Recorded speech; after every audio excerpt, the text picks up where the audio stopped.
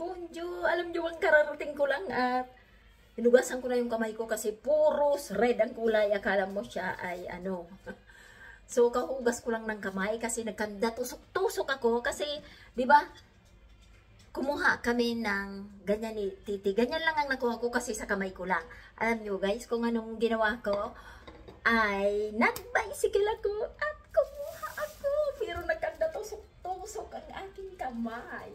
Oh my God. Mag-inom muna ako ng kape. So, yan, papakita ko na sa inyo. Hindi.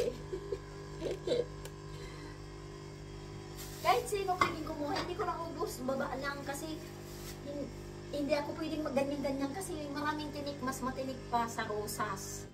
My God, saka Makati. Ayan, yung ating plastic ay nagkanda, sira-sira na. So, ito na siya. Mulberry. Wild mulberry. Ayan, ang dami oh. Oh my God. Kalahating kilo at ang nakuha ko. Ayan, dami ah. Ayan.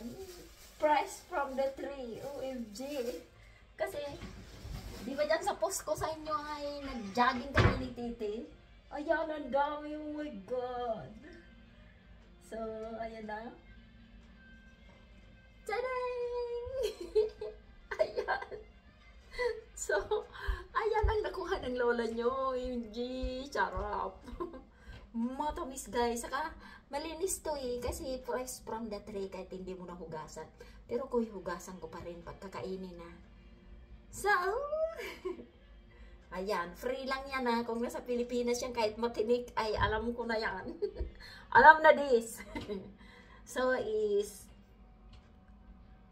black mulberry ito. So, ayan guys. So, ayan. Free lang yan. Nasa labas lang yan. Kaya lang magtiis kang matusok-tusok ng tinik. So, ayan na yung mga pinapakita ko sa inyo. Dami na kuha. O, isang pinggan. OMG. Diba? Isang pinggan. So, thanks for watching guys. Yan ang kuwento ng lola nyo for today. So, mulberry. O, ayan. Yummy-yummy yan ha. Thanks for watching. I love you all. Natinik si lola nyo. Follow me more. Bye.